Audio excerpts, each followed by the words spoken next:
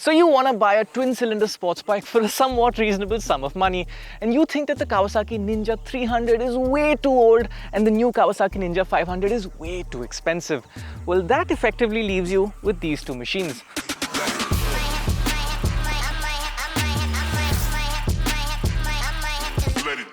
On the one hand, we've got the updated Yamaha R3. Effectively, this is a bike that's been out for a really long time and it's proven to be a really nice bike. On the other hand, there's the brand new Aprilia RS 457. Now on paper, this looks like it's going to be a smashing motorcycle, but in reality, it's proven very little so far. This is going to be a fun day. Let's start with the way they look. The updated R3 has that typical Japanese sports bike look with a handsome face and a sharp looking tail section. It's a good looking thing, but it does appear a bit small compared to the Aprilia RS 457. The Aprilia is an eye-catchingly handsome bike and it manages to look good even with the road legal bits like the mirrors and the front number plate installed on the bike. It also feels really good when you sit on it. Now I have said this before, but this does feel like a scaled down big bike rather than a grown up small bike. That's because of things like this big wide fuel tank, the spacious riding position and a long flat seat. It also feels like you're sitting on top of the bike with some weight over the front end rather than in it like you do on most small capacity bikes. All of that comes together to make this quite a special feeling thing. The R3 is a slimmer, narrower machine in comparison, and that also helps it to feel very light on its feet. Another big advantage for the Yamaha is its low seat height, which makes it a lot friendlier for shorter riders. But next to the Aprilia, it does look and feel like a smaller bike. So the Aprilia gives you those good big bike vibes when you're sitting on it, and with that large 457cc engine, it also has the performance to match the show. But before we go into performance, let's give you a taste of what these bikes sound like, because if you're in this segment, you probably want a good sounding machine.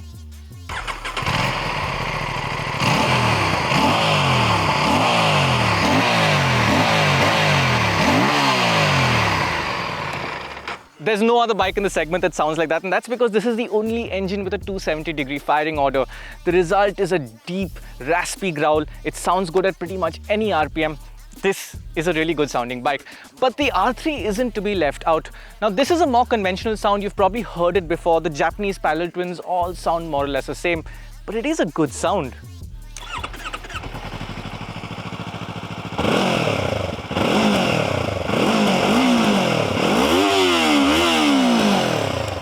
Not as exciting as the Aprilia at lower revs, but when you build the revs up, it gets loud and there's a really exciting scream up there. In fact, between 10 and 12,000 RPM, this is probably the louder bike than that one.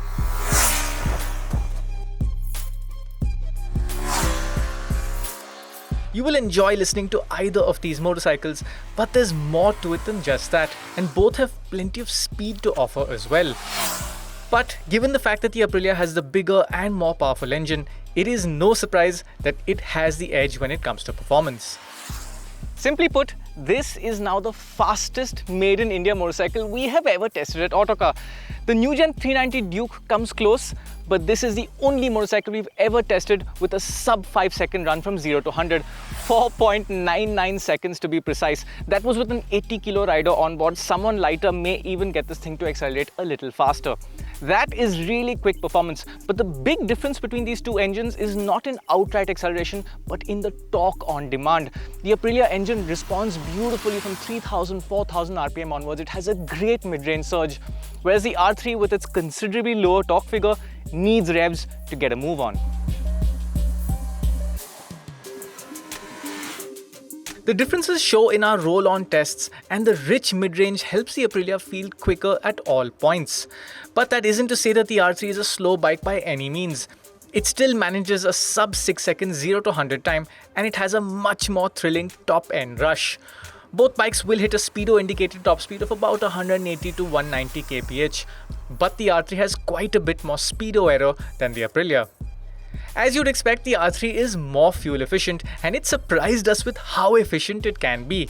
Meanwhile, the Aprilia's low fuel efficiency in the city was also surprising, but its highway fuel efficiency figure isn't bad. So we're clearly starting to see a theme here. The Yamaha R3 focuses on being a practical, comfortable, great all-round motorcycle, whereas the Aprilia says, meh, forget that, we just want to have fun. And that theme extends to the handling as well. The stock R3 is a very neutral and engaging handler, but when you push it hard, the soggy rear shock and average Dunlop tires let it down. With some modifications, it has the potential to be a great track motorcycle, but the Aprilia is the better handler right out of the box. The RS 457 is sharper and more engaging. Its aluminium chassis feels more taut, and the same goes for its suspension, which gives the bike a more controlled feel at high lean angles. The Aprilia's TVS Euro Grip tires are also much nicer and more trustworthy, and you also have a 3-level traction control system watching out for you, whereas the Yamaha just has ABS and not much more. The Aprilia's brakes are also sharper, although the stock brake pads can overheat under repeated hard braking conditions.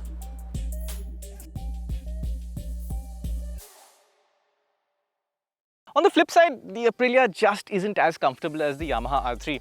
Now, its suspension is actually quite good. It's almost as plush as the Yamaha's, and it does a great job of dealing with bumps in the road. However, with that lean forward riding position, and especially with that hard flat seat, you will feel a lot more off the road. In a city like Mumbai, where most of our roads are roughly cast concrete slabs, that feeling inevitably is pain. That being said, the RS 457 does have some advantages in the city. Its steering feels lighter, and you have to put less effort into turning the handlebar from side to side. Mostly though, the Aprilia has a beautifully light clutch that's far less tiring than the Yamaha's. Both engines are very tractable, and you can ride around in higher gears at low speeds without any complaints. Both also manage engine heat quite well, and while you will feel some warmth, neither engine ever threatened to overheat even in heavy rush hour traffic. One area where there's absolutely no contest is when you talk about features and technology. The Aprilia feels about 10 years more modern than the Yamaha, and that's actually not wrong because not a lot has changed on this motorcycle since it was first launched in 2015. The latest R3 gets an upside-down fork and that new face along with a revised fairing, but the rest is pretty much the same. That means that you won't get much more than dual-channel ABS, no traction control, no TFT display, and not even a slip assist clutch. The LCD display itself is very well laid out and easy to read, but it just doesn't feel special, especially at this price. The Aprilia's TFT unit is really nice to look at. The layout is inspired by the big Aprilia superbikes, very informative, neatly laid out, various windows that give you different information about the status of the motorcycle. There's Bluetooth connectivity, navigation, all sorts of stuff in there. Navigating between those menus is done via these 4 arrow keys. It's not completely intuitive, but you do get the hang of it. There were a few times when I felt like the keys just weren't responding and I had to cycle the ignition on and off. We also notice that the Aprilia's TFT occasionally shows some pixels which disappear when you cycle the ignition on and off. Those were the only 2 glitches that we faced in our time with the bike so far. As for the R3, it ran absolutely problem-free as you would expect. Right, time to pick a winner. Now I know it looks like a complete washout for the R3, especially when you compare the features and the performance for the price compared to the Aprilia. But it's important to remember that you're not just buying a brochure, you're buying a motorcycling experience. And as far as motorcycling experiences go, this one is really good.